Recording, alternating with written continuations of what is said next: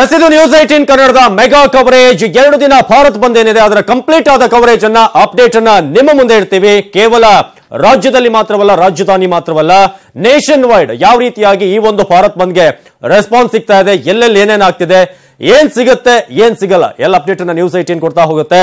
ಜೊತೆಗೆ ಇವತ್ತು ಈ ವಿಚಾರವಾಗಿ ನಾವು ಚರ್ಚೆಯನ್ನು ಕೂಡ ಮಾಡೋರಿದ್ದೀವಿ. ನಮ್ಮ ಜೊತೆ ಇದ್ದಾರೆ ಈಗಾಗಲೇ ವಿಶೇಷ ಅತಿಥಿಗಳು ಜಾಯ್ನ್ ಆಗಿದ್ದಾರೆ ಇದ್ರ ಬಗ್ಗೆ ಚರ್ಚೆಯನ್ನ ಮಾಹಿತಿಯನ್ನ ಕೊಡೋದಕ್ಕೆ. ಮೊದಲನೇದಾಗಿ ರಾಧಾಕೃಷ್ಣ ಹೊಳ್ಳ, ಬೆಂಗಳೂರು ಪ್ರವಾಸಿ ವಾಹನ ಮಾಲೀಕರ ಸಂಘದ ಮುಖ್ಯಸ್ಥರಾಗಿದ್ದಾರೆ, ಅವ್ರು ನಮ್ಮ ಜೊತೆ ಇದ್ದಾರೆ. ನಮಸ್ತೆ ಸರ್. ನಮಸ್ಕಾರ. ಅದೇ ರೀತಿಯಾಗಿ ಇನ್ನು ಶಿವಣ್ಣ ಅವರು ಕೂಡ ಜಾಯ್ನ್ ಆಗಿದ್ದಾರೆ, AITUC ರಾಜ್ಯ ಕಾರ್ಯದರ್ಶಿ ಶಿವಣ್ಣ ಅವರು. ನಮಸ್ತೆ ಕಾರ್ಯಕ್ರಮಕ್ಕೆ. ಎಸ್, ನಾನು ಇದ್ರ ಬಗ್ಗೆ ಮಾತಾಡ್ತೀನಿ, ನಿಮ್ ಜೊತೆ ಸಾಕಷ್ಟು ಮಾಹಿತಿಯನ್ನ ಪಡೆಯೋದಿದೆ, ಏನ್ ಉದ್ದೇಶ, ಏನ್ ಬೇಡಿಕೆಗಳು ಅಂತ. ಸೊ ಅದಕ್ಕೂ ಮುಂಚೆ ಒಂದು ಬ್ರೇಕಿಂಗ್ ನ್ಯೂಸ್ ಬರ್ತಾ ಇದೆ, ಅದನ್ನ ನೋಡ್ಕೊಂಡ್ ಬರೋಣ.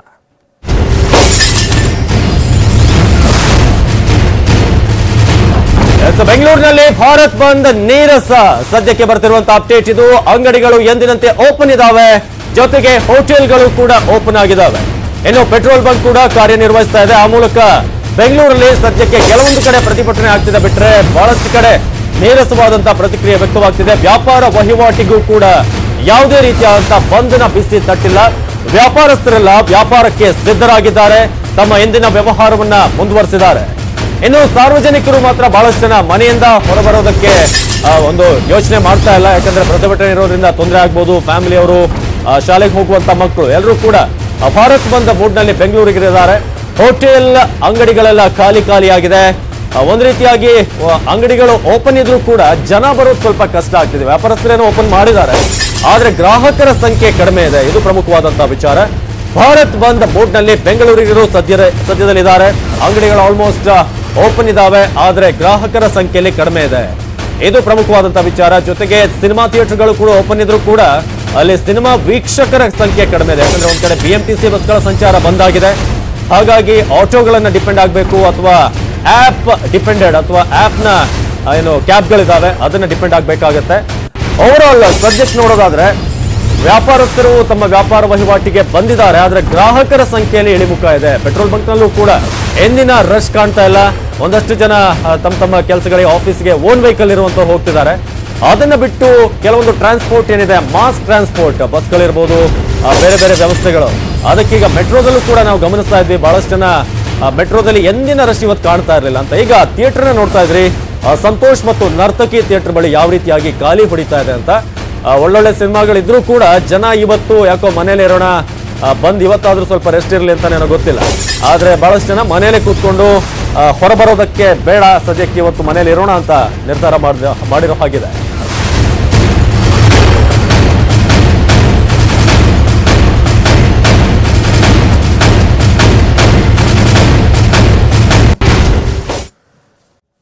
ಹಾಗಾದ್ರೆ ಭಾರತ್ ಬಂದ್ ಅನ್ನ ಕರೆ ನೀಡಿರೋದು ಯಾಕೆ, ಏನ್ ಕಾರಣ, ಏನೆಲ್ಲ ಬೇಡಿಕೆಗಳಿದಾವೆ, ಕಾರ್ಮಿಕರ ಬೇಡಿಕೆಗಳೇನು, ಇದಕ್ಕೆ ಕಾರಣ ಏನು, ಬನ್ನಿ ಒಂದೊಂದೇ ನೋಡ್ತೀವಿ. ಭಾರತ್ ಬಂದ್ಗೆ ಅಸಲಿ ಕಾರಣ ಏನು, ಯಾವ ಉದ್ದೇಶದಿಂದ, ಏನೆಲ್ಲ ಬೇಡಿಕೆಗಳನ್ನ ಮುಂದಿಟ್ಕೊಂಡು ಕಾರ್ಮಿಕ ಸಂಘಟನೆಗಳು ಈಗ ಬಂದ್ಗೆ ಕರೆ ನೀಡಿರೋದು, ಇದು ಬಹಳ ಅರ್ಥ ಆಗ್ಬೇಕಾದಂತಹ ವಿಚಾರ. ಪ್ರಧಾನಿ ಮೋದಿ ಅವರ ವಿರುದ್ಧ ಕಾರ್ಮಿಕರ ಸಿಟ್ಟೇನು, ಅವರಿಗಿರುವಂತಹ ಆಕ್ರೋಶ ಏನು, ಯಾವ ನೀತಿಗಳು ಅವರಿಗೆ ಒಂದು ರೀತಿಯಾಗಿ ಅಸಮಾಧಾನವನ್ನ ನೀಡಿದಾವೆ ಅಂತ. ಇಂದು ಮತ್ತು ನಾಳೆ 24 ಗಂಟೆಗಳ ಒಂದು ಬಂದ್ಗೆ ಕರೆ ವಿವಿಧ ಕಾರ್ಮಿಕ ಸಂಘಟನೆಗಳಿಂದ ಬಂದಿದೆ. ಬಹಳಷ್ಟು ಸಂಘಟನೆಗಳು ಈಗಾಗಲೇ ನೈತಿಕ ಬೆಂಬಲವನ್ನ ಕೂಡ ಸೂಚಿಸಿದಾವೆ. ಕಾರ್ಮಿಕರ ಬೇಡಿಕೆಗಳೇನು, ಮೋದಿ ಏನ್ ಮಾಡಬೇಕು, ಯಾವ ಒಂದು ನಿರ್ಧಾರಕ್ಕೆ ಬರಬೇಕು, ಕಾರ್ಮಿಕ ಮುಖಂಡರು ಏನಂತಾರೆ, ಅವರ ಬೇಡಿಕೆಗಳನ್ನ ಒಂದರ ನಂತರ ಒಂದು, 1 by 1 ನಿಮ್ಮ ಮುಂದೆ ಇಡ್ತೀವಿ. ಜೊತೆಗೆ ನ್ಯೂಸ್ 18 ಕನ್ನಡದಲ್ಲಿ ಕಾರ್ಮಿಕ ಮುಖಂಡರ ಲೈವ್ ಕೂಡ ಇರುತ್ತೆ, ಅವರು ತಮ್ಮ ಅಭಿಪ್ರಾಯವನ್ನ ಸೂಚಿಸ್ತಾರೆ, ಏನೇನ್ ಆಗಿದೆ, ಏನೇನ್ ಆಗ್ಬೇಕು, ಏನ್ ಬದಲಾವಣೆ ಆಗ್ಬೇಕು ಅನ್ನೋದು.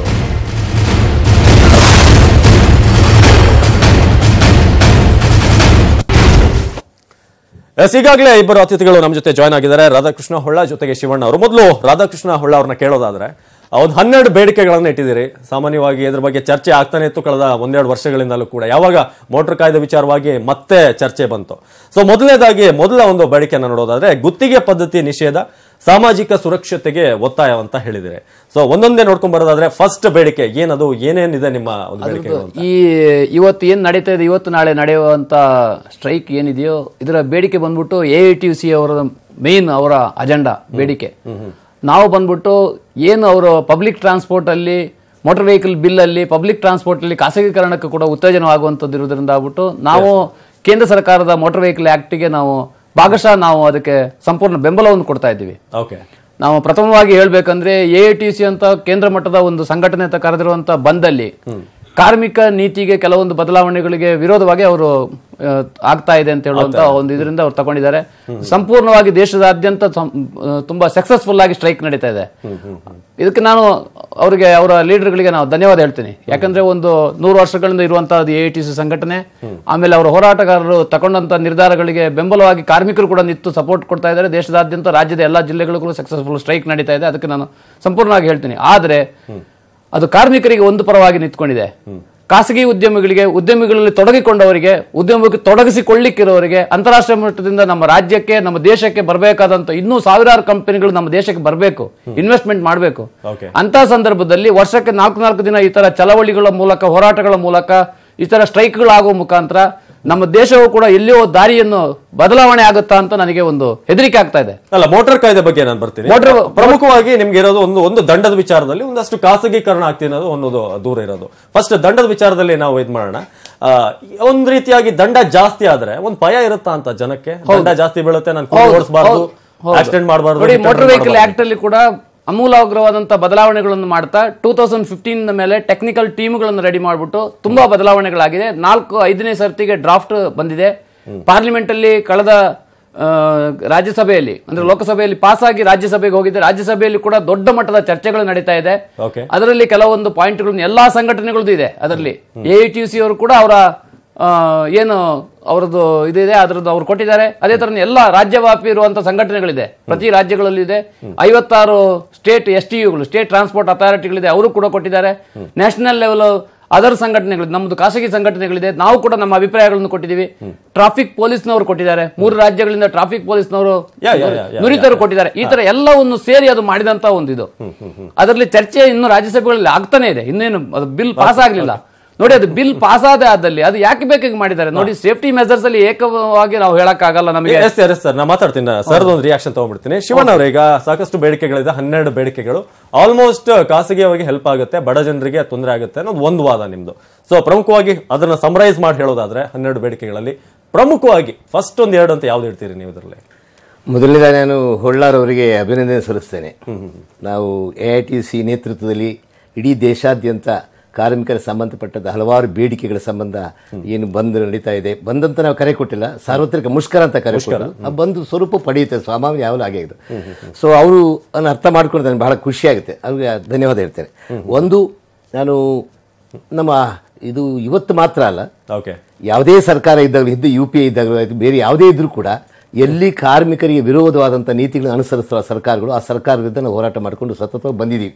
ಅದು ಎಲ್ಲರಿಗೂ ಗೊತ್ತಿರತಕ್ಕಂಥದ್ದು. ನಮ್ದು 99ನೇ ವರ್ಷ AITCಗೆ, ಇನ್ನು 2000ಕ್ಕೆ 100 ವರ್ಷ ಆಗುತ್ತೆ. ನಾವು ಕನ್ಸ್ಟ್ರಕ್ಟಿವ್ ಆಗಿದ್ವಿ, ಯಾವತ್ತೂ ಕೂಡ ಈ ಹಿಂಸೆ ಒಳಗೆ ನಂಬಿಕೆ ಇಟ್ಟಿಲ್ಲ. ಮಾತಾಡ್ತೀನಿ. ಬ್ರೇಕಿಂಗ್ ಬರ್ತಿದೆ ತುಮಕೂರಿಂದ. ತುಮಕೂರಲ್ಲಿ ಬಸ್ ಮುಂದೆ ಮಲಗಿ ಪ್ರತಿಭಟನೆ ಮಾಡಲಾಗ್ತಿದೆ. ಬಂದ್ಗೆ ಬೆಂಬಲ ನೀಡುವಂತೆ ಒತ್ತಡವನ್ನ ಹಾಕಲಾಗ್ತಿದೆ. ಕಾರ್ಮಿಕ ಸಂಘಟನೆಗಳ ಮುಖಂಡರಿಂದ ತುಮಕೂರಿನಲ್ಲಿ ಬಸ್ಗೆ ಅಡ್ಡ ಮಲಗಿ ಪ್ರತಿಭಟನೆಯನ್ನ ಮಾಡಲಾಗ್ತಿದೆ. ಈ ಒಂದು ಅಪ್ಡೇಟ್ ಈಗ ತುಮಕೂರಿನಿಂದ ಬರ್ತಾ ಇರೋದು. ಬಂದ್ಗೆ ಬೆಂಬಲ ನೀಡುವಂತೆ ಒತ್ತಡವನ್ನ ಹಾಕಲಾಗ್ತಿದೆ. ಅದು ಕೂಡ ಬಸ್ನ ಅಡಿ ಮಲಗಿ ಯಾರು ಕೂಡ ಮೂವ್ ಆಗೋದಕ್ಕೆ ಬಿಡಬಾರ್ದು. ನೀವು ನೋಡ್ತಾ ಇದ್ರೆ ಒಬ್ರು ಕಾರ್ಯಕರ್ತರಲ್ಲಿ ಬಸ್ನ ಅಡಿಗಡೆ ಈಗ ಅಲ್ಲಿ ರಸ್ತೆಯಲ್ಲೇ ಮಲಗಿ ಯಾವುದೇ ಕಾರಣಕ್ಕೂ ನಾವು ಬಿಡೋದಿಲ್ಲ ಅಂತ ಈಗ ಅಡ್ಡಗಟ್ಟಿದ್ದಾರೆ.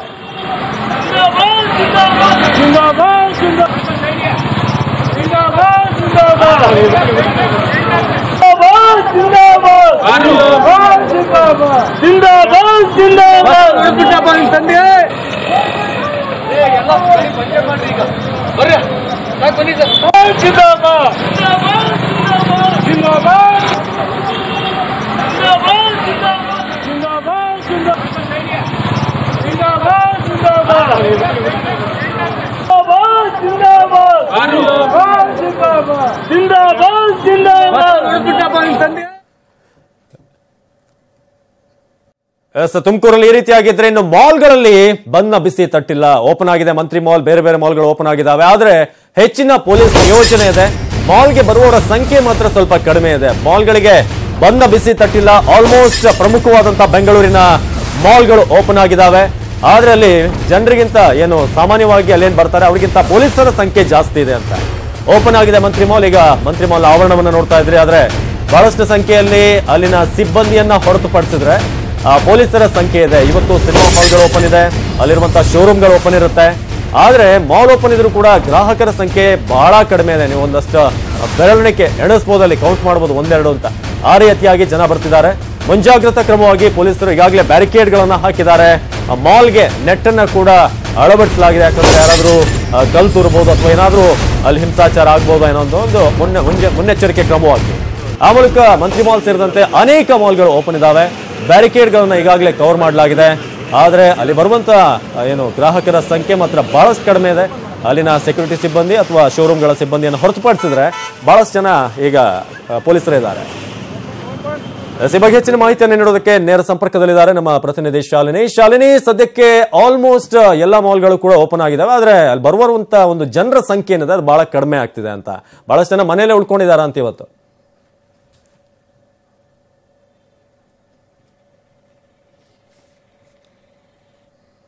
ಶಾಲಿನಿ, ಧ್ವನಿ ಕೇಳಿಸ್ತಾ ಇದ್ರೆ ಮಾಲ್ಗಳಲ್ಲಿ ಸದ್ಯಕ್ಕೆ ಯಾವ ರೀತಿಯಾಗಿ ರೆಸ್ಪಾನ್ಸ್ ಇದೆ? ಜನ ಬರ್ತಿದಾರಾ? ಏನ್ ನೋಡ್ತಾ ಇದ್ರಿ ಮಾಲ್ಗಳ ಮುಂದೆ ಈಗ ಅಂತ?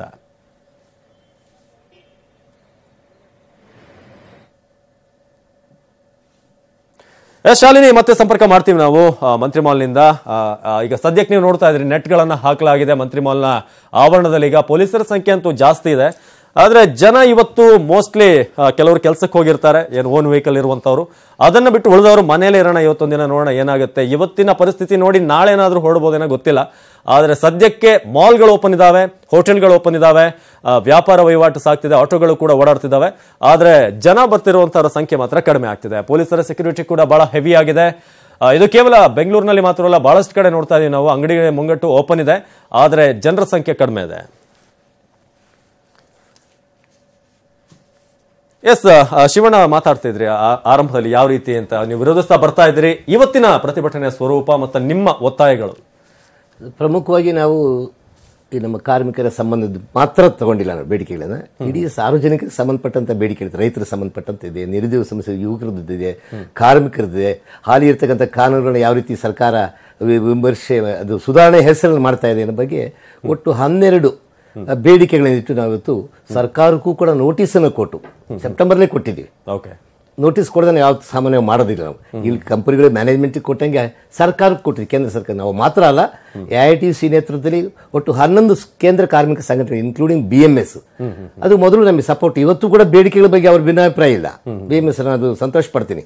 ನಮ್ಮಿಂತ ಚೆನ್ನಾಗಿ ಅವರು ಕೇಂದ್ರ ಸರ್ಕಾರ ಟ್ಯಾಕಲ್ ಮಾಡುತ್ತಿದ್ರು ಹಿಂದೆ, ಈಗ ಮಾಡ್ತಾ ಇಲ್ಲ. ಸ್ವಲ್ಪ ಮೃದು ಸ್ವಭಾವ ಅವರದೇ ಸರ್ಕಾರದ ಸ್ವಾಭಾವಿಕವಾಗಿರುತ್ತೆ ಅಂತ ನಾವು ಭಾವಿಸ್ತೀವಿ. 10 ಕೇಂದ್ರ ಕಾರ್ಮಿಕ ಸಂಘಟನೆಗಳು, ಇಂಡಿಪೆಂಡೆಂಟ್ ಆಗಿರ್ತಕ್ಕಂಥ ಫೆಡರೇಷನ್ಗಳು ಎಲ್ಲ ಸೇರಿ, including finance sector, bank sector, insurance ಎಲ್ಲರೂ ಕೂಡ ಸೇರಿ ಮಾಡ್ತಕ್ಕಂಥದ್ದು. ಸೆಪ್ಟೆಂಬರ್ಲಿ ಡೆಲ್ಲಿನಲ್ಲಿ ಅಖಿಲ ಭಾರತ ಮಟ್ಟದ ಸಮಾವೇಶ ಮಾಡಿ ಮುಷ್ಕರದ ನೋಟಿಸ್ ಅನ್ನು ಕೂಡ ನಾನು ಮಾತಾಡ್ತೀನಿ ಸರ್, ಸ್ವಲ್ಪ ಇಂಟರಪ್ಟ್ ಮಾಡ್ತಾ ಇದ್ದೀನಿ ನಿಮ್ಮನ್ನ. ಶಾಲಿನಿ ಮತ್ತೆ ಸಂಪರ್ಕಕ್ಕೆ ಸಿಕ್ಕಿದ್ದಾರೆ. ಮಂತ್ರಿ ಮಾಲ್ ಮುಂದೆ ಹೇಗಿದೆ ಅಂತ. ಶಾಲಿನಿ, ಮಾಲ್ಗಳಲ್ಲಿ ಜನ ಈಗ ಬರ್ತಿದಾರಾ? ಪೊಲೀಸರ ಸೆಕ್ಯೂರಿಟಿ ಹೇಗಿದೆ? ಏನ್ ಕಾಣಿಸ್ತದೆ ನಿಮ್ಗೆ ಈಗ ಮಂತ್ರಿ ಮಾಲ್ ಮುಂದೆ ನೋಡಿದಾಗ? ಅವಿನಾಶ್, ಸದ್ಯ ಮಾಲ್ ನ ಮುಂದೆ ಸೆಕ್ಯೂರಿಟಿ ತುಂಬಾ ಟೈಟ್ ಆಗಿದೆ ಅಂತ ಹೇಳ್ಬೋದು. ಬಿಕಾಸ್ ಈಗಾಗಲೇ 2 ಬಸ್ಗಳ ಮೇಲೆ ಕಲ್ಲು ತೂರಾಟ ಆಗಿರೋ ಕಾರಣ ಮಾಲ್ಗಳ ಮೇಲೆ ಕೂಡ ಆಗ್ಬೋದು ಅನ್ನೋ ಒಂದು ಕಾರಣಕ್ಕೆ ಮಾಲ್ಗಳ ಸಿಬ್ಬಂದಿಗಳು ಮಾಲ್ ವತಿಯಿಂದ ಮಾಲ್ಗಳ ಮುಂದೆ ನೆಟ್ ಹಾಕಿರುವಂತಹ ದೃಶ್ಯಾವಳಿಗಳನ್ನ ನೀವು ನೋಡ್ತಾ ಇರಬಹುದು. ಸೊ ಬೆಳಗ್ಗೆಯಿಂದ ಯೂಶಲಿ ಮಂತ್ರಿ ಮಾಲ್ ಬೆಳಗ್ಗೆ 7 ಗಂಟೆಗೆ ಓಪನ್ ಆಗ್ತಾ ಇತ್ತು. ಆದ್ರೆ ಇವತ್ತು 9 ಗಂಟೆ, ಅಂದ್ರೆ 2 ಗಂಟೆ ತಡವಾಗಿ, ಅಂದ್ರೆ ಏನಾದ್ರೂ ಬಂದ ಎಫೆಕ್ಟ್ ಇದೆಯಾ, ಯಾವ್ದಾದ್ರು ಅಹಿತಕರ ಘಟನೆ ನಡೀತಾ ಇದೆಯಾ, ಇದನ್ನೆಲ್ಲ ನೋಡ್ಕೊಂಡು ಈಗಷ್ಟೇ ಮಾಲ್ ಅನ್ನ ಓಪನ್ ಮಾಡಿದ್ದಾರೆ. ಬಟ್ ಜನ ಅಷ್ಟಾಗಿ ಬರ್ತಾ ಇಲ್ಲ. ನೀವು ದೃಶ್ಯಾವಳಿಗಳಲ್ಲಿ ನೋಡಬಹುದು, ಸಂಪೂರ್ಣವಾಗಿ ಮಾಲ್ ನ ಮುಂದೆ ಖಾಲಿ ಆಗಿದೆ. ಸೊ ಇಷ್ಟೊತ್ತಾಗ್ಲೇ ಪ್ರತಿನಿತ್ಯ ಶೋ ಸ್ಟಾರ್ಟ್ ಆಗ್ತಿತ್ತು, ಫಿಲಿಂಗಳು PVR ಅಲ್ಲಿ ಸ್ಟಾರ್ಟ್ ಆಗ್ತಾ ಇತ್ತು. ಸೊ ಇವತ್ತು ಶೋ ಎಲ್ಲ ಕ್ಯಾನ್ಸಲ್ ಆಗಿದೆ. ಯಾರು ಕೂಡ ಜನ ಬರ್ದಿರೋ ಕಾರಣ ಶೋ ಅನ್ನ ಕ್ಯಾನ್ಸಲ್ ಮಾಡಿದ್ದಾರೆ. ಸೊ ಆನ್ಲೈನ್ ನಲ್ಲಿ ಯೂಶಲಿ ಮಂತ್ರಿ ಮಾಲ್ಗೆ ಸಾಕಷ್ಟು ಟಿಕೆಟ್ಗಳು ಬುಕ್ ಆಗ್ತಿತ್ತು. ಆದ್ರೆ ಇವತ್ತು ಬುಕ್ ಆಗಿದ್ದಂತಹ ಎಲ್ಲಾ ಟಿಕೆಟ್ ಅನ್ನ ರದ್ದು ಮಾಡಲಾಗಿದೆ. ನೀವು ಈ ಭಾಗದಲ್ಲಿ ನೋಡಬಹುದು, ಪೊಲೀಸರು ಕೂಡ ಹೆಚ್ಚಿನ ಸಂಖ್ಯೆಯಲ್ಲಿ ನಿಯೋಜನೆ ಮಾಡಿದ್ದಾರೆ. ಸೊ ಮಾಲ್ ನಲ್ಲಿ ಕೆಲಸ ಮಾಡುವಂತಹ ಸಿಬ್ಬಂದಿಗಳು ಈಗ ಕೆಲಸಕ್ಕೆ ಬರ್ತಾ ಇದ್ದಾರೆ. ಸೊ ಬೆಳಗ್ಗೆ 7 ಗಂಟೆಯಿಂದ 9 ಗಂಟೆವರೆಗೂ ಕೂಡ ಬಂದಂತ ಸಿಬ್ಬಂದಿಗಳನ್ನ ತಡವಾಗಿ ಬನ್ನಿ ಅಂತ ಸೂಚನೆಯನ್ನ ನೀಡಿದ್ರು. ಸೊ ಈಗ ಮಾಲ್ ಓಪನ್ ಆಗಿರೋ ರಾಷ್ಟ್ರವ್ಯಾಪಿ ಬಂದ್ ಇವತ್ತು ಮತ್ತು ನಾಳೆ. ಅದೇ ರೀತಿಯಾಗಿ ಕೇವಲ ರಾಜ್ಯದಲ್ಲಿ, ರಾಜಧಾನಿ ಮಾತ್ರ ಅಲ್ಲ, ಹೊರಗಡೆ ನೇಷನ್ ವೈಡ್ ಯಾವ ರೀತಿಯಾದಂತಹ ರೆಸ್ಪಾನ್ಸ್ ಇದೆ ಆ ಬಗ್ಗೆ ಮಾಹಿತಿಯನ್ನು ಕೊಡ್ತೀವಿ. ಈಗ ಇನ್ನು ಭಾರತ್ ಬಂದ್ ದೇಶದ ಹಲವೆಡೆ ಮಿಶ್ರ ಪ್ರತಿಕ್ರಿಯೆ ವ್ಯಕ್ತವಾಗಿದೆ. ಎಲ್ಲೆಲ್ಲಿ ಬಂದ್ಗೆ ಹೇಗೆ ಪ್ರತಿಕ್ರಿಯೆ ಸಿಕ್ಕಿದೆ ಅಂತ ನೋಡೋದಾದ್ರೆ ಸದ್ಯಕ್ಕೆ ಪಶ್ಚಿಮ ಬಂಗಾಳ, ಕೋಲ್ಕತ್ತಾ, ಅದೇ ರೀತಿಯಾಗಿ ಗುವಾಹಟಿ, ಅಸ್ಸಾಂ, ಒಡಿಶಾದಲ್ಲಿ ಪ್ರತಿಭಟನೆ ಸದ್ಯಕ್ಕೆ ಸಾಗ್ತಾ ಇದೆ. ಇನ್ನು ಕೋಲ್ಕತ್ತಾದಲ್ಲಿ ಬಹಳ ವಿಶೇಷವಾಗಿ ಅಲ್ಲಿನ ಬಸ್ನ ಚಾಲಕರು ಹೆಲ್ಮೆಟ್ ಅನ್ನ ಧರಿಸಿಕೊಂಡಲ್ಲಿ ಡ್ರೈವ್ ಮಾಡ್ತಿದ್ದಾರೆ. ಎಲ್ಲಿ ತೊಂದರೆ ಆಗುತ್ತೋ, ಎಲ್ಲಿ ಕಲ್ಲು ತೂರ್ತಾರೆ ಅನ್ನೋ ಒಂದು ಭಯದಿಂದ. ಇನ್ನೊಂದು ಕಡೆ ನೋಡ್ತಾ ಇದ್ರೆ ಒಡಿಶಾದಲ್ಲಿ CITU ಅವರಿಂದ ಪ್ರತಿಭಟನೆ ಆಗ್ತಿರೋದು. ಇನ್ನೊಂದು ಅಸ್ಸಾಂನ ದೃಶ್ಯಾವಳಿಗಳು, ಅಲ್ಲೂ ಕೂಡ ಸದ್ಯಕ್ಕೆ ಎಲ್ಲ ತಟಸ್ಥವಾಗಿದೆ. ಟೈರ್ಗೆ ಬೆಂಕಿ ಹಚ್ಚಿ ಒಡಿಶಾದಲ್ಲಿ ಪ್ರತಿಭಟನೆ ಮಾಡ್ತಿದ್ದಾರೆ. ಈ ರೀತಿಯಾಗಿ ರಾಷ್ಟ್ರದಾದ್ಯಂತ ಕೆಲವೊಂದು ಕಡೆ ಈ ರೀತಿಯಾಗಿ ಇವತ್ತು ಕಾಣ್ತಾ ಇದೆ.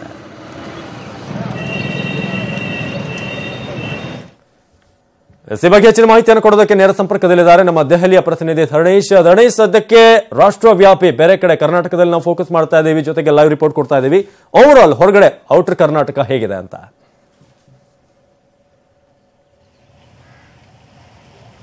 ಅವಿನಾಶ್, ಕರ್ನಾಟಕದ ಹೊರಗೆ ನಾವು ಗಮನಿಸೋದಾದ್ರೆ ಕೇರಳ, ರಾಷ್ಟ್ರ ರಾಜಧಾನಿ ದೆಹಲಿ, ಪಶ್ಚಿಮ ಬಂಗಾಳ, ಇದು ಒಡಿಸ್ಸಾದಲ್ಲಿ ಮಾತ್ರ ಈ ಬಂದ್ಗೆ ಏನೋ ಒಂದು ರೀತಿಯಲ್ಲಿ ವ್ಯಾಪಕವಾದಂತಹ ಪೂರಕವಾದಂತಹ ಪ್ರತಿಕ್ರಿಯೆಗಳು ವ್ಯಕ್ತ ಆಗ್ತಿದ್ದಾವೆ. ಫಾರ್ ಎಕ್ಸಾಂಪಲ್, ಕೇರಳದಲ್ಲಿ ಕೂಡ ದೊಡ್ಡ ಮಟ್ಟದಲ್ಲಿ ಅಂಗಡಿ ಮುಂಗಟ್ಟುಗಳನ್ನ ಮುಚ್ಚಿ ಈ ಬಂದ್ಗೆ ಬೆಂಬಲವನ್ನು ನೀಡಿದ್ದಾರೆ. ಮತ್ತೆ ಅಲ್ಲಿ ಒಂದು ಏನೋ ಲೆಫ್ಟ್ ಪಾರ್ಟಿಗಳ ರಾಜ್ಯವಾಗಿರೋದ್ರಿಂದ ಸಹಜವಾಗಿ ಅಲ್ಲಿ ಆ ರೀತಿಯ ಒಂದು ವಾತಾವರಣ ಕಂಡುಬರ್ತಿದೆ. ಅದೇ ರೀತಿಯ ವಾತಾವರಣ ಪಶ್ಚಿಮ ಬಂಗಾಳದಲ್ಲಿ ಕಂಡುಬರ್ತಿದೆ. ಜೊತೆಗೆ ಅಸ್ಸಾಂನಲ್ಲಿ ಅಲ್ಲಿ ಸ್ವಲ್ಪ ಮಟ್ಟಿಗೆ ಘರ್ಷಣೆ ಕೂಡ ಆಗಿದೆ ಬೆಳಿಗ್ಗೆ ಅನ್ನುವಂತಹ ಮಾಹಿತಿಗಳು ಕೂಡ ಲಭ್ಯ ಆಗ್ತಿದ್ದಾವೆ. ಮತ್ತು ಒಡಿಸ್ಸಾದಲ್ಲಿ ರೈಲನ್ನ ತಡೆದು ಪ್ರತಿಭಟನೆ ಮಾಡಿದ್ದಾರೆ ಅನ್ನುವಂತಹ ಮಾಹಿತಿಗಳು ಲಭ್ಯ ಆಗ್ತಿದ್ದಾವೆ. ಇನ್ನು ರಾಷ್ಟ್ರ ರಾಜಧಾನಿ ದೆಹಲಿಯಲ್ಲಿ ಯಾವ ರೀತಿ ಪ್ರತಿಕ್ರಿಯೆ ವ್ಯಕ್ತ ಆಗ್ತಿದೆ ಈ ಬಂದ್ಗೆ ಅನ್ನುವಂಥದ್ದನ್ನು ನೋಡೋದಾದ್ರೆ, ಇಲ್ಲಿನ ಪಟ್ಪಡ್ಗಂಜ್ ಕೈಗಾರಿಕಾ ಪ್ರದೇಶದಲ್ಲಿ ಅಲ್ಲಿ ಎಲ್ಲ ಕಾರ್ಮಿಕರು ಪ್ರತಿಭಟನೆಯನ್ನು ಮಾಡ್ತಿದ್ದಾರೆ. ದೇಶದ 10ಕ್ಕೂ ಹೆಚ್ಚು ಕಾರ್ಮಿಕ ಸಂಘಟನೆಗಳು ಕರೆ ನೀಡಿರುವಂತಹ ಈ ಬಂದ್ಗೆ ಒಂದ್ ರೀತಿಯಲ್ಲಿ ರಾಷ್ಟ್ರ ಮಟ್ಟದಲ್ಲಿ ನಾವು ಗಮನಿಸೋದಾದ್ರೆ ಮಿಶ್ರ ಪ್ರತಿಕ್ರಿಯೆ ವ್ಯಕ್ತ ಆಗ್ತಿದೆ. ಅಂದ್ರೆ ಸಕ್ಸಸ್ಫುಲ್ ಅನ್ನುವ ರೀತಿಯಲ್ಲೂ ಇಲ್ಲ, ಅಥವಾ ಇಲ್ವೇ ಇಲ್ಲ ಅನ್ನುವ ರೀತಿಯಲ್ಲೂ ಇಲ್ಲ, ಅಷ್ಟು ಮಟ್ಟಿಗೆ ಮಿಶ್ರ ಪ್ರತಿಕ್ರಿಯೆ ವ್ಯಕ್ತ ಆಗ್ತಿದೆ. ಅಂದ್ರೆ ಪ್ರಮುಖವಾಗಿ 2017ರ ಮೋಟಾರು ವಾಹನ ಕಾಯ್ದೆಯನ್ನ ವಿರೋಧಿಸಿ, ಯಾಕಂದ್ರೆ ಅವ್ರದ್ದು 7-8 ಬೇಡಿಕೆಗಳಿದಾವೆ. ಅದರಲ್ಲಿ ಮೋಟಾರು ವಾಹನ ಕಾಯ್ದೆ ಪ್ರಮುಖವಾದಂತಹ ಬೇಡಿಕೆ. ಅದನ್ನ ಹಿಂಪಡ್ಕೊಳ್ಬೇಕು ಕೇಂದ್ರ ಸರ್ಕಾರ ಅಂತೇಳಿ. ಹಾಗಾಗಿ ಕೇಂದ್ರ ಸರ್ಕಾರದ ವಿರುದ್ಧ ಇವತ್ತು ಕಾರ್ಮಿಕ ಸಂಘಟನೆಗಳು ಪ್ರತಿಭಟನೆಗೆ ಬಂದ್ಗೆ ಕರೆ ಕೊಟ್ಟಿದ್ದಾವೆ. ಇದಕ್ಕೆ ಮಿಶ್ರ ಪ್ರತಿಕ್ರಿಯೆ ವ್ಯಕ್ತ ಆಗ್ತಿದೆ. ಅವಿನಾಶ್, ಧನ್ಯವಾದ ಧರಣೇಶ್ ಮಾಹಿತಿಗಾಗಿ. ರಾಧಾಕೃಷ್ಣ ಹೊಳ್ಳ ಅವರ ಹತ್ರ ಕೇಳೋದಾದ್ರೆ, ಮೋಟರ್ ಕಾಯ್ದೆ ವಿಚಾರವಾಗಿ ಮಾತನಾಡ್ತಾ ನಮ್ಮ ಪ್ರತಿನಿಧಿ ಕೂಡ ಪ್ರಮುಖವಾಗಿ ಒಂದು ದಂಡದ ವಿಚಾರ ನಾನು ಆಗ್ಲೇ ಹೇಳ್ತಿದ್ದೆ. ಬೇರೆ ಯಾವ ವಿಚಾರಗಳು ಅಂತ ನೀವು ಹೇಳ್ತಾ ಇರೋದು? ಯಾವ ಚೇಂಜ್ ಆಗ್ಬೇಕು, ಏನು ಒಳ್ಳೇದು, ಈಗಿರೋದ್ರಲ್ಲಿ ಯಾವ್ದು ಒಳ್ಳೇದಿದೆ? ಜಸ್ಟ್ ಈಗ ಮೋಟಾರ್ ವೆಹಿಕಲ್ ಆಕ್ಟ್ ನ ಬಗ್ಗೆ ನಾನು ಹೇಳ್ತೀನಿ. ಬದಲಾವಣೆ ಆಗ್ಲಿಕ್ಕಿರುವಂತ ಇದು ಈಗ ಬಂದ್ಬಿಟ್ಟು ಬದಲಾವಣೆ ಆಗ್ಲಿಕ್ಕೆ ಸ್ಟಾರ್ಟ್ ಆಯ್ತು 2015 ಇಂದ. ಡ್ರಾಫ್ಟಿಂಗ್ ಸ್ಟಾರ್ಟ್ ಆದ ಮೇಲೆ 1 ವರ್ಷಕ್ಕೆ 1,50,000 ಜನ, 1,1,5 ಲಕ್ಷ ಜನ, 1,50,000 ಜನ ಪ್ರತಿ ವರ್ಷ, ಅಂದ್ರೆ 400 ಜನ ಪ್ರತಿ ದಿನ ಆಕ್ಸಿಡೆಂಟ್ ಡೆತ್ ಆಗ್ತಾ ಇತ್ತು. ಹೌದು. ಅದು ಬಂದ್ಬಿಟ್ಟು ಲಾಸ್ಟ್ 16 ಇಂದ ಮೇಲೆ 2016-17 ನಲ್ಲಿ 5,000 ಮಂದಿ ಕಮ್ಮಿ ಆಗಿದೆ. 1.5 ಲಕ್ಷ ಇರೋದು 5,000 ಜನ ಕಮ್ಮಿ ಆಗಿದೆ. ಅಂದ್ರೆ ಈ ಫೈನ್ ನ ಅಮೌಂಟ್ ಜಾಸ್ತಿ ಮಾಡ್ತೀವಿ, ಆಮೇಲೆ ಪನಿಷ್ಮೆಂಟ್ ಆಗುತ್ತೆ. ಆಕ್ಸಿಡೆಂಟ್ ಡೆತ್ ಆದ್ರೆ 307A ಪ್ರಕಾರ ಪನಿಷ್ಮೆಂಟ್ ಕಂಪಲ್ಸರಿ ಆಗೋಗುತ್ತೆ ಈ ತರ. ಆಮೇಲೆ ರಸ್ತೆಗಳ ನಿರ್ಮಾಣ ಮಾಡುವಲ್ಲಿ ಮಿಸ್ಟೇಕ್ ಆದ್ರೆ ರಸ್ತೆ ನಿರ್ಮಾಣ ಮಾಡಿದವರ ಮೇಲೆ ಕೂಡ ಕೇಸ್ ಹಾಕುವಂಥದ್ದು. ಆಕ್ಸಿಡೆಂಟ್ ಆದ ರೋಡಮ್ಸ್ ಅಥವಾ ರೋಡ್ ಡಿವೈಡರ್ ಗಳಿಗೆ ಸೈನಿಂಗ್ ಬೋರ್ಡ್ ಹಾಕದೆ, ಅಥವಾ ರೋಡ್ಗೆ ಸೈಡ್ಗೆ ಹಾಕ್ಬೇಕಂತ ಫೆಸಿಲಿಟಿಗಳನ್ನು ಕೊಡಿದ್ರೆ, ಡಿವೈಡರ್ ಗಳನ್ನು ಫೆಸಿಲಿಟಿ ಕೊಡಲಿದ್ರೆ, ಲೈಟ್ ಇಲ್ಲ ಅಂದ್ರೆ ಇದನ್ನೆಲ್ಲ ಮಾನಿಟರಿಂಗ್ ಮಾಡ್ಬಿಟ್ಟು ಆಕ್ಸಿಡೆಂಟ್ ಅಲ್ಲಿ ಬರೇ ವೆಹಿಕಲ್ ಅನ್ನು ಮತ್ತು ಲೈಸೆನ್ಸ್ ಅನ್ನು ಮಾತ್ರ ತಗೊಳ್ತಾ ಇರಲಿಲ್ಲ. ಈ ತರ ಸಿಸ್ಟಮ್ ಗಳೆಲ್ಲ ಬಂದಿದೆ. ಇದಕ್ಕೆ ಹೆದರ್ ಬಿಟ್ಟೇನೆ ಆಕ್ಸಿಡೆಂಟ್ ಮತ್ತು ಸಾವು ಸಂಖ್ಯೆ ಕಮ್ಮಿ ಆಗಿದೆ.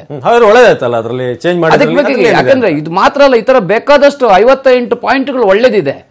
ಇವಾಗ ಮೇನ್ ಆಗಿ ರಾಜ್ಯ ಸರ್ಕಾರದ್ದು, ಕೇಂದ್ರದಲ್ಲಿ ಟೋಟಲ್ ನಮ್ಮ ದೇಶದಲ್ಲಿ 56 ರಾಜ್ಯ ಸರ್ಕಾರಿ ಸಂಸ್ಥೆಗಳಿದೆ. STUಗಳು, ಸ್ಟೇಟ್ ಟ್ರಾನ್ಸ್ಪೋರ್ಟ್ ಅಥಾರಿಟಿಗಳು 56 ಇದೆ. ಈ 56 ಅಥಾರಿಟಿ ಅವರಿಗೆ ಹೆಂಗೆ ಹೆದರಿಕೆ ಅಂದ್ರೆ, ಖಾಸಗಿಯವರಿಗೆ ಕೂಡ ಆಪರೇಟ್ ಮಾಡಕ್ಕೆ ಲೈಸೆನ್ಸ್ ಗಳನ್ನು ಕೊಡಬೇಕಾಗತ್ತೆ, ಪರ್ಮಿಟ್ ಗಳನ್ನು ಕೊಡಬೇಕಾಗತ್ತೆ.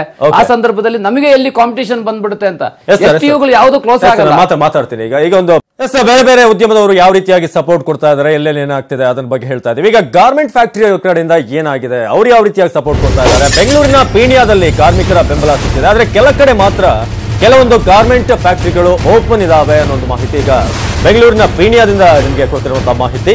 ಕೆಲ ಕಡೆ ಮಾತ್ರ ಗಾರ್ಮೆಂಟ್ಗಳು ಫ್ಯಾಕ್ಟರಿಗಳು ಓಪನ್ ಇದಾವೆ. ಗಾರ್ಮೆಂಟ್ ಫ್ಯಾಕ್ಟರಿಗಳು ಎಲ್ಲ ಗಾರ್ಮೆಂಟ್ಸ್ ಗಳ ಎದುರು ರಜೆ ಬೋರ್ಡ್ ಅನ್ನ ಹಾಕಲಾಗಿದೆ. ಕೆಲವೊಂದನ್ನು ಹೊರತುಪಡಿಸಿದ್ರೆ ಬಹುತೇಕ ಕಡೆ ಈಗ ಪೊಲೀಸ್ ಭದ್ರತೆಯಲ್ಲಿ ಫ್ಯಾಕ್ಟರಿಯನ್ನ ಓಪನ್ ಮಾಡ್ತಿದಾರಂತೆ ಕೆಲವು ಕಡೆ. ಆದ್ರೆ ಬಹುತೇಕ ಕಡೆ ಮ್ಯಾಕ್ಸಿಮಮ್ ನೋಡ್ತಾ ಇದ್ರೆ ಅಲ್ಲಿ ಬೋರ್ಡ್ ಹಾಕಿದ್ದಾರೆ ಇವತ್ತು ಬಂದ್ ಅಂತ ಹೇಳಿ. ಒಳಗಡೆ ಕೆಲಸವನ್ನ ನಿರ್ವಹಿಸ್ತಾ ಇದ್ದಾರೆ ಕೆಲವೊಂದ್ ಕಡೆ ಅಂತ ಕೆಲ ಕಾರ್ಮಿಕ ಸಂಘಟನೆಗಳಿಂದ ಆಕ್ರೋಶ ವ್ಯಕ್ತವಾಗ್ತಿದೆ. ಹೊರಗಡೆ ಬೀಗ ಹಾಕೊಂಡು ಒಳಗಡೆ ಕೆಲಸ ಮಾಡ್ತಿದ್ದಾರೆ ಇವರು ಅಂತ. ಸೊ ಆ ರೀತಿ ಕೆಲವೊಂದ್ ಕಡೆ ಆಗ್ತಿದೆ. ಪೊಲೀಸ್ ಭದ್ರತೆಯಲ್ಲಿ ಕೆಲವೊಂದು ಫ್ಯಾಕ್ಟರಿಗಳನ್ನ ಓಪನ್ ಮಾಡಲಾಗ್ತಿದೆ. ಸೊ ಈ ರೀತಿಯಾಗಿ ನಮ್ಮ ಪ್ರತಿನಿಧಿ ಗಂಗಾಧರ್ ಇಲ್ಲೊಂದು ವಾಕ್ ಥ್ರೂ ಮಾಡಿದ್ದಾರೆ. ಸದ್ಯಕ್ಕೆ ಅಲ್ಲಿ ಪರಿಸ್ಥಿತಿ ಹೇಗಿದೆ ನೋಡ್ಕೊಂಡ್ ಬರೋಣ. ಇಡೀ ಏಷ್ಯಾದಲ್ಲೇ ದೊಡ್ಡದಾಗಿರುವಂತಹ ಪೀಣ್ಯ ಇಂಡಸ್ಟ್ರಿಯಲ್ ಏರಿಯಾ ಇಲ್ಲಿದಂತಹ ಕಾರ್ಮಿಕರೆಲ್ಲರೂ ಕೂಡ ಇವತ್ತು ಬಂದ್ಗೆ ಬೆಂಬಲವನ್ನ ಕೊಟ್ಟಿರುವಂತದ್ದು. ಮತ್ತೆ ಇಲ್ಲಿ ಎಲ್ಲಾ ಕೂಡ ಇಲ್ಲಿ ಕಾರ್ಖಾನೆಗಳು ಮತ್ತೆ ಇಲ್ಲಿ ಗಾರ್ಮೆಂಟ್ಸ್ ಫ್ಯಾಕ್ಟರಿಗಳಾಗಿರ್ಬೋದು, ಇಲ್ಲಿನ ಕಂಪನಿಗಳೆಲ್ಲ ಕೂಡ ಇವತ್ತು ಬಂದ್ಗೆ ಬೆಂಬಲವನ್ನು ಕೊಟ್ಟು ಇವತ್ತೆಲ್ಲ ಕೂಡ ಕ್ಲೋಸ್ ಮಾಡಿರುವಂತದ್ದು. ಈಗ ನೋಡ್ಬತ್ತಾ ಇರಬಹುದು ಈ ಒಂದು ಏನು ಇಂಡಸ್ಟ್ರಿಯಲ್ ಏರಿಯಾ ಇದೆ ಎಲ್ಲ ಕೂಡ ಮುಂದಿನ ಏನು ಗೇಟ್ ಗಳನ್ನ ಬೀಗ ಹಾಕಿ ಈ ದಿನ ರಜಾ ಅಂತ ಕೂಡ ಬೋರ್ಡ್ ಗಳನ್ನ ಹಾಕಿದೆ. ಆದ್ರೆ ಎಲ್ಲ ಈ ಇಂಡಸ್ಟ್ರಿಯಲ್ ಏರಿಯಾದಲ್ಲಿ ಇರುವಂತಹ ಎಲ್ಲಾ ಗಾರ್ಮೆಂಟ್ಸ್ ಫ್ಯಾಕ್ಟರಿಗಳು ಮತ್ತೆ ಕಂಪನಿಗಳಿದಾವೆ ಎಲ್ಲ ಕೂಡ ಇವತ್ತು ಈ ದಿನ ರಜೆ ಅನ್ನೋ ಬೋರ್ಡ್ ಗಳನ್ನ ಹಾಕಿದ್ದಾರೆ. ಮತ್ತೆ ಕೆಲವೊಂದು ಕಡೆ ಇವತ್ತು ಬಲವಂತವಾಗಿ ಇವತ್ತು ಓಪನ್ ಮಾಡಲಾಗಿತ್ತು. ಆದ್ರೆ ಇಲ್ಲಿನ ಕಾರ್ಮಿಕ ಸಂಘಟನೆಗಳೆಲ್ಲರೂ ಕೂಡ ಇಲ್ಲಿ ಬಂದು ಅವ್ರಿಗೆ ಎಲ್ಲ ಕೆಲವೊಂದು ಕಡೆ ಒಂದು ಕ್ಲೋಸ್ ಮಾಡಿರುವಂತದ್ದು. ಅದಲ್ಲದೆ ಮತ್ತೊಂದು ಕಡೆ ನೀವು ನೋಡ್ತಾ ಇರಬಹುದು ನಮ್ಮ ಬಲಭಾಗದಲ್ಲಿ ಇಲ್ಲಿಂದ ಇಂಡಸ್ಟ್ರಿಯಲ್ ಏರಿಯಾ ಏನಿದೆ ಎಲ್ಲಾ ಕೂಡ ಕ್ಲೋಸ್ ಆಗಿರುವಂತದ್ದು. ಮತ್ತೆ ಇಲ್ಲಿ ಕಡೆ ಯಾವುದೇ ರೀತಿ ಓಪನ್ ಇಲ್ಲ. ಸದ್ಯ ಇಲ್ಲಿ ನೋಡ್ತಾ ಇರಬಹುದು ಎಲ್ಲ ಕೂಡ ಇಂಡಸ್ಟ್ರಿಯಲ್ ಏರಿಯಾ ಎಲ್ಲ ಕೂಡ ಇಲ್ಲಿ ಕ್ಲೋಸ್ ಆಗಿರುವಂತದ್ದು. ಯಾರು ಕೂಡ ಕಾರ್ಮಿಕರು ಇಲ್ಲಿ ಯಾವ್ದು ಕೆಲಸವನ್ನ ಮಾಡ್ತಾ ಇಲ್ಲ. ಎಲ್ಲರೂ ಕೂಡ ಇವತ್ತು ಬಂದ್ಗೆ ಬೆಂಬಲವನ್ನ ಕೊಟ್ಟು ಎಲ್ಲ ಕೂಡ ಈಗ ಬೆಂಬಲವನ್ನು ಪ್ರತಿಭಟನೆ ಮಾಡಬೇಕು ಅಂತ ಮತ್ತೆ ಇನ್ನು ಕಾರ್ಮಿಕ ಸಂಘಟನೆ ಎಲ್ಲರೂ ಕೂಡ ಹೀಗೆ ಬೆಂಬಲವನ್ನ ಕೊಟ್ಟಿರುವಂತದ್ದು. ಆದ್ರೆ ಈಗ ಸದ್ಯ ಏನು ಪಿಣ್ಯ ಇಂಡಸ್ಟ್ರಿಯಲ್ ಏರಿಯಾ ಇದೆ, ಕೈಗಾರಿಕಾ ಪ್ರದೇಶ ಇದೆ, ಇಲ್ಲಿನಂತ ಕಾರ್ಮಿಕರೆಲ್ಲರೂ ಕೂಡ ಬಂದ್ಗೆ ಬೆಂಬಲವನ್ನ ಕೊಟ್ಟಿದ್ದಾರೆ. ಮತ್ತೆ ಯಾವುದು ಕೂಡ ಒಂದು ಕೆಲವು ಕಡೆ ಮಾತ್ರ ಎರಡು ಓಪನ್ ಇತ್ತು, ಅದನ್ನ ಮಾತ್ರ ಈಗ ಅಲ್ಲಿ ಸಂಘಟನೆಗಳು ಒಂದು ಕ್ಲೋಸ್ ಮಾಡಿದ್ದಾರೆ. ಮತ್ತೆ ಎಲ್ಲ ಈ ಒಂದು ಇಂಡಸ್ಟ್ರಿಯಲ್ ಇದೆ ಅದೆಲ್ಲ ಕೂಡ ಈ ಒಂದು ಬಂದ್ಗೆ ಬೆಂಬಲವನ್ನ ಕೊಟ್ಟಿರುವಂತದ್ದು. ಕ್ಯಾಮರಾ ಪರ್ಸನ್ ಸಂದೀಪ್ ಜೊತೆ ಗಂಗಾಧರ್ ವಾಗ್ತಾ, ನ್ಯೂಸ್ 18 ಕನ್ನಡ, ಬೆಂಗಳೂರು. ಒಂದ್ ಕಡೆ ಶಾಂತಿಯುತವಾದಂತಹ ಪ್ರತಿಭಟನೆಗೆ ಇವತ್ತು ಎಲ್ಲಾ ಸಂಘಟನೆಗಳು ಕೂಡ ಕರೆ ಕೊಟ್ಟರು. ಆದ್ರೆ ಕೆಲವೊಂದು ಕಡೆ ಕಿಡಿಗೇಡಿಗಳ ಕೆಲಸ ಆರಂಭ ಆಗಿದೆ. ಕೆಲ ಕಡೆ ಬಸ್ಗಳಿಗೆ ಕಲ್ಲು ತೂರಾಟವನ್ನ ಮಾಡ್ತಿದ್ದಾರೆ. ಕಿಡಿಗೇಡಿಗಳ ವಿರುದ್ಧ ಈಗ ಕಠಿಣ ಕ್ರಮಕ್ಕೆ ಸೂಚನೆಯನ್ನ ಗೃಹ ಸಚಿವರಾದಂತಹ MB ಪಾಟೀಲ್ ಅವರು ಕೊಟ್ಟಿದ್ದಾರೆ. ಕೆಲ ಕಡೆ ಬಸ್ಗಳ ಮೇಲೆ ಕಲ್ಲನ್ನ ತೂರಲಾಗ್ತಿದೆ.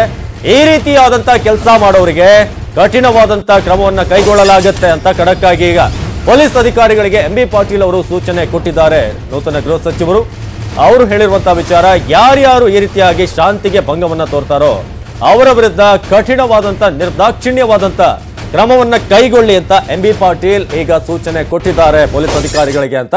ಹಾಗಾಗಿ ಯಾರಾದ್ರೂ ಆ ಒಂದು ಯೋಚನೆಯಲ್ಲಿದ್ರೆ ಬಸ್ಗೆ ಒಂದು ಕಲ್ ತೂರಣ ಏನಾದ್ರು ಮಾಡೋಣ ಅಂತ ಇದ್ರೆ ದಯವಿಟ್ಟು ಇದ್ರ ಬಗ್ಗೆ ಯೋಚನೆ ಮಾಡಿ.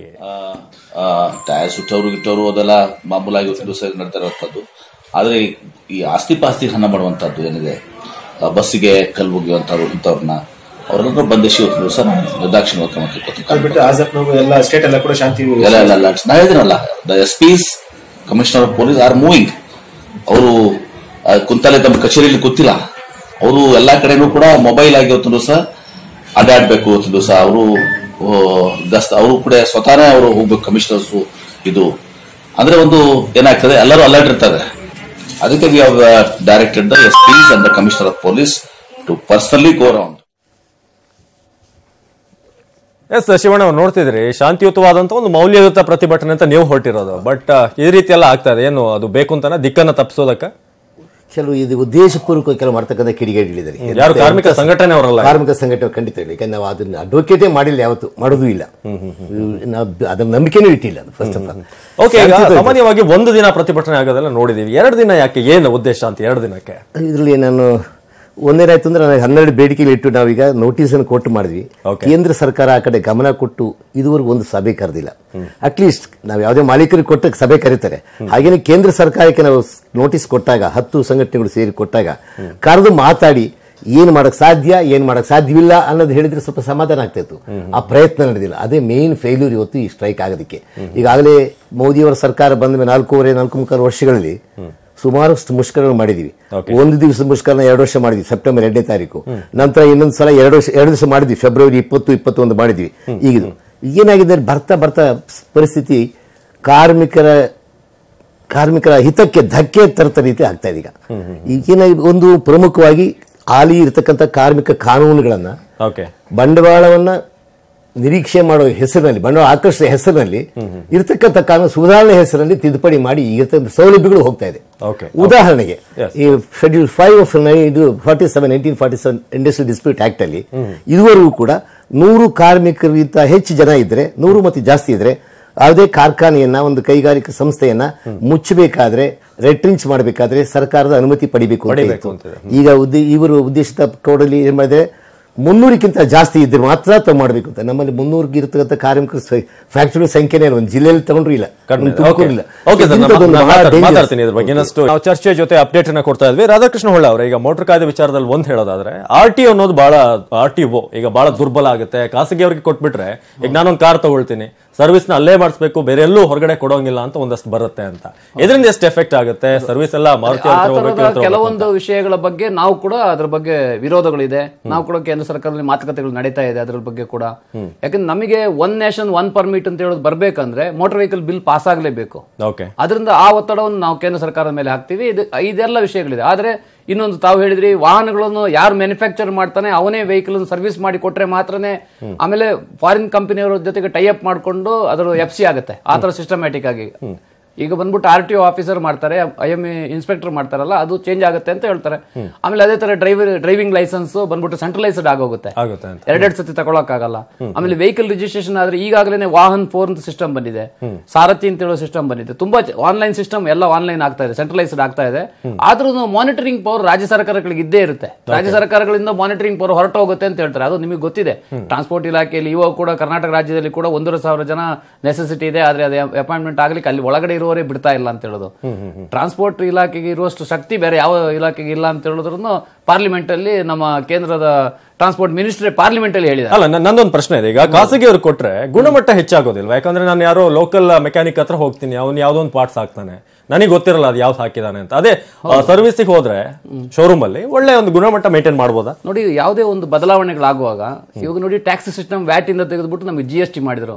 ಕಳೆದ 2 ವರ್ಷಗಳಿಂದ ನಾವು ತುಂಬಾ ಕಷ್ಟ ಅನುಭವಿಸ್ತಾ ಇದ್ದೀವಿ. ಆದ್ರೂ ಕೂಡ ನಾವು ಒಪ್ಕೊಂಡಿದ್ದೀವಿ.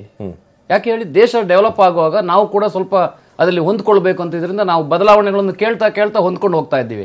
ಅದೇ ತರ ಮೋಟರ್ ವೆಹಿಕಲ್ ಆಕ್ಟ್ ಕೂಡ ಬದಲಾವಣೆಗಳು ಆಗುವಾಗ ಫಸ್ಟ್ ನಮಗೆ ಸ್ವಲ್ಪ ಕಷ್ಟ ಆಗ್ಬೋದು. ಯಾಕಂದ್ರೆ ಅದು ಕಮಿಟಿ ನಿರ್ಧಾರ ಮಾಡ್ತಾ ಇದೆ, ಜಸ್ಟ್ ಒಂದು ಸರ್ಕಾರ ಮಾತ್ರ ಮಾಡ್ತಾ ಇಲ್ಲ. ಕಮಿಟಿಯಲ್ಲಿ ಎಲ್ಲಾ ಸರ್ಕಾರ ಅಪೋಸಿಷನ್ ಪಾರ್ಟಿಯವರು ಕೂಡ ಇದ್ದಾರೆ.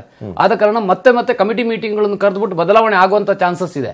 ಅದರಿಂದ ಆಗ್ಬಿಟ್ಟು ನಾವು ಹೊಸ ಇದಕ್ಕೆ ನಾವು ವೆಲ್ಕಮ್ ಮಾಡ್ತೀವಿ. ಮೋಟರ್ ವೆಹಿಕಲ್ ಆಕ್ಟ್ ಹೊಸ್ತು ಬಂದಲ್ಲಿ ಖಾಸಗಿಯವರಿಗೂ ಕೂಡ ಇನ್ವೆಸ್ಟ್ಮೆಂಟ್ ಮಾಡಕ್ಕೆ ಅವಕಾಶ ಸಿಗುತ್ತೆ. ಲಾಸ್ಟ್ ಮೈಲ್ ಕನೆಕ್ಟಿವಿಟಿಗೆ ಪರ್ಮಿಟ್ ಸೌಲಭ್ಯ ಸಿಗುತ್ತೆ. ಈಗ 38 ವರ್ಷಗಳಿಗೆ ಹಿಂದೆ ಕೊಟ್ಟಂತ ಸ್ಟೇಜ್ ಕ್ಯಾರೇಜ್ ಬಸ್ಗಳಲ್ಲಿ ಮಲೆನಾಡಲ್ಲಿ ಬಸ್ ಆಪರೇಟ್ ಮಾಡ್ತಾರೆ, ಚಾಮರಾಜನಗರದಲ್ಲಿ ಆಪರೇಟ್ ಮಾಡ್ತಾರೆ. ಅಲ್ಲಿ KSRTC ಬಸ್ ಟಾರ್ ರೋಡ್ ಇರೋ ಅಲ್ಲಿಗೆ ಮಾತ್ರ KSRTC ಅವ್ರ BMTC ಹೋಗುತ್ತೆ.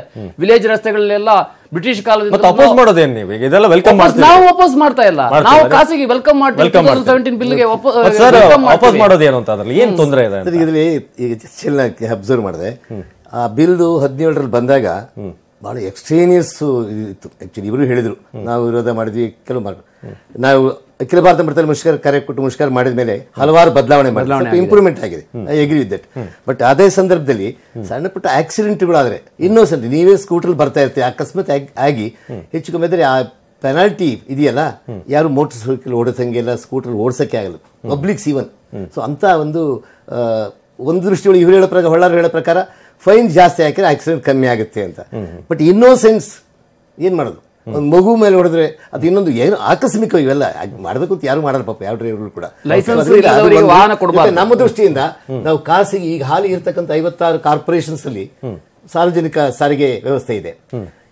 ಇವಾಗ ಹೊಸ ಕಾನೂನು ಪ್ರಕಾರ ಇವರು ನಮ್ಮ ಬಸ್ ಸ್ಟ್ಯಾಂಡ್ ಒಳಗೆ ಬರಬಹುದು, ಆ ಒಂದು ಪ್ರಾವಿಷನ್ಸ್ ಅದನ್ನು ವಿರೋಧ ಮಾಡ್ತಾ ಇದ್ರು.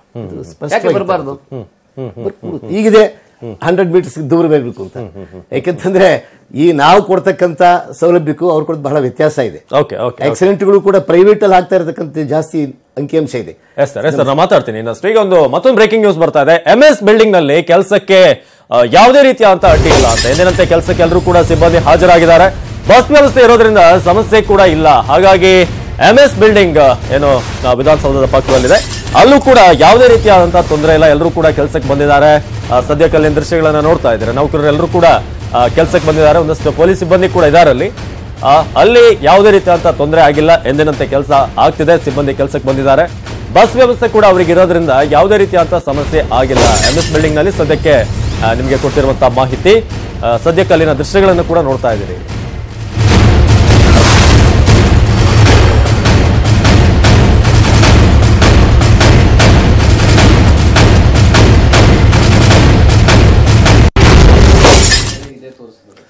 ಎಸ್, ನಾವು ಮಾತಾಡ್ತಿದ್ವಿ ಸರ್. ಫೈನಲಿ ಅಂತಿಮ ಹಂತಕ್ಕೆ ಬಂದಿದ್ದೀವಿ. ಈಗ ಸಮಯದ ಅಭಾವ ಆಯ್ತು, ಹಾಗಾಗಿ ಫೈನಲ್ ಏನಂತೀರಾ ಸರ್? ಒಂದು ಪ್ರಮುಖವಾಗಿ ಕೇಂದ್ರ ಸರ್ಕಾರ ಈಗ ನಮ್ಮಲ್ಲಿದ್ದಂತ ಹಾಲಿ 44 ಕಾನೂನುಗಳನ್ನ 4 ಕೋಡ್ಗಳಾಗಿ ಮಾಡಿದ್ದಾರೆ. ಅದರಲ್ಲಿ ಒಂದು ವಿಶೇಷವಾಗಿ ಫ್ಯಾಕ್ಟರೀಸ್ ಆಕ್ಟ್ ಮತ್ತೆ ಈ social security and safety code ಅಂತ ಇದೆ. ಈ ಫ್ಯಾಕ್ಟರೀಸ್ ಆಕ್ಟ್ ಬಗ್ಗೆ ಒಂದು ಹೇಳ್ಬೇಕು ಅಂತಂದ್ರೆ, ಮುಂಚೆ 10 ಜನ 20 ಜನ ಇದ್ರು ಕೂಡ ಫ್ಯಾಕ್ಟರೀಸ್ ಮಾಡಬಹುದಾಯ್ತು. ಅವ್ರ ಎಲ್ಲ ಕಾನೂನುಗಳು ಅಪ್ಲೈ ಆಗ್ತಿತ್ತು, ಇನ್ಕ್ಲೂಡಿಂಗ್ ಮಿನಿಮಮ್ ವೇಜಸ್ ಎಲ್ಲದೂ ಅಪ್ಲೈ ಆಗ್ತಾ ಇತ್ತು. ಈಗ 40 ಜನಕ್ಕಿಂತ 39 ಜನ ಇದ್ರೆ ಅವ್ರಿಗೆ ಯಾವುದೇ ಸೌಲಭ್ಯ ಸಿಗಲ್ಲ. ಕನಿಷ್ಠ ವೇತನ ಇಲ್ಲ, ESI ಇಲ್ಲ, PF ಇಲ್ಲ, ಏನೇನೂ ಇಲ್ಲ. ಒಟ್ಟಿನಲ್ಲಿ ಅಂತ ಕರಾಳವಾದ ಶಾಸನ ತರ್ತಾ ಇದ್ದಾರೆ, ಅದನ್ನು ವಿರೋಧ ಮಾಡ್ತಾ ಇದ್ದಾರೆ. ಮತ್ತೊಂದು ಕಡೆ ಸರ್ ನಿಮ್ದು ಆಗಿದ್ರೆ ಸರ್ ಮಾತಾಡ್ಬಿಡ್ತಾರೆ ಫೈನಲ್. ಜಸ್ಟ್ ಬಹಳ ಪಾಯಿಂಟ್ಸ್ ಇತ್ತು, ಇಂಪಾರ್ಟೆಂಟ್ ಆಗಿ ಆಕ್ಚುಲಿ. ಇನ್ನೊಂದು ಈ ಸ್ಕೀಮ್ ಅಲ್ಲಿ ಕೆಲಸ ಮಾಡ್ತಾರೆ. ಸ್ಕೀಮ್ ಅಲ್ಲಿ ಸುಮಾರು 1 ಕೋಟಿ ಮಹಿಳೆ ಇದ್ದಾರೆ. ICDS ನಲ್ಲಿ 27 ಲಕ್ಷ ಇದ್ದಾರೆ. ಮಿಡ್ ಡೇ ಮೀಲ್ ಅಲ್ಲಿ ಅವರು 25-26 ಲಕ್ಷ ಇದ್ದಾರೆ. ಆಶಾದವರು ಒಂದು 10 ಲಕ್ಷ ಇದ್ದಾರೆ. ಈ ತರದ 1 ಕೋಟಿ ಮಹಿಳೆ ಇದ್ದಾರೆ. ಅವ್ರನ್ನ ಕಾರ್ಮಿಕರು ಅಂತ ಕರೆದಿಲ್ಲ. ILO ನಲ್ಲಿ ಡಿಸೈಡ್ ಮಾಡಿದ್ರು ಕೂಡ ಅದನ್ನು ಜಾರಿ ಮಾಡ್ತಾ ಇಲ್ಲ. ಅವ್ರ ಕಾರ್ಮಿಕರು ಅಂತ ಸ್ಟೇಟಸ್ ಕೊಡಿ, ಆಟೋಮೆಟಿಕ್ ಆಗಿ ಕನಿಷ್ಠ ವೇತನ ಬರುತ್ತೆ, ಮತ್ತೊಂದು ಬರುತ್ತೆ. ಅಂದ್ರೆ ಇದುವರೆಗೂ ಕೂಡ 43 ವರ್ಷ ಆಗಿದೆ ICDS ಯೋಜನೆ ಬಂದು, ಇನ್ನೂ ಕೂಡ ಮಾಡಿಲ್ಲ. ಅದ್ರ ವಿರುದ್ಧವಾಗಿ ಹೋರಾಟ ಮಾಡ್ತಾರೆ. ಅದನ್ನು ಬರಬೇಕು ಕ್ವಿಕ್ ಆಗಿ. ಸರ್ ನಮ್ಮ ದೇಶ ಅಂತಾರಾಷ್ಟ್ರೀಯ ಮಟ್ಟದಲ್ಲಿ ಗುರುತಿಸಿಕೊಳ್ಬೇಕಂದ್ರೆ ಡೆವಲಪ್ಮೆಂಟ್ ಆಗಲಿಕ್ಕೆ ಬೇಕಾದಂತ ಫ್ರೀ ಇರಬೇಕಾದಂತ ಕಾನೂನುಗಳಲ್ಲಿ ಕೂಡ ಬದಲಾವಣೆ ಆಗ್ಬಿಟ್ಟು ಹೊಸ ಯೋಜನೆಗಳು ಬರಬೇಕಂದ್ರೆ ಅದು ಬೇಕಾಗುತ್ತೆ. ಅದಕ್ಕೆ ನಾವು 2017 motor vehicle act bill pass ಆಗೋದಾದ್ರೆ ಅದಕ್ಕೆ ನಾವು ಪೂರ್ಣ ವೆಲ್ಕಮ್ ಕೊಡ್ತೀವಿ. Okay thank you so much ಇಬ್ಬರಿಗೂ ಕೂಡ, ಶಿವಣ್ಣ ಸರ್ ಜೊತೆಗೆ ರಾಧಾಕೃಷ್ಣ ಅವರು. ಇವಿಷ್ಟು ಈ ಹೊತ್ತಿನಲ್ಲಿ. ಜೊತೆಗೆ ಮತ್ತೆ 11 ಗಂಟೆಗೆ ವಾಪಸ್ ಬರ್ತೀವಿ. ಇನ್ನಷ್ಟು ಬೇರೆ ಅತಿಥಿಗಳು ನಮ್ಮನ್ನ ಜಾಯ್ನ್ ಆಗ್ತಾರೆ. ನೋಡ್ತಾ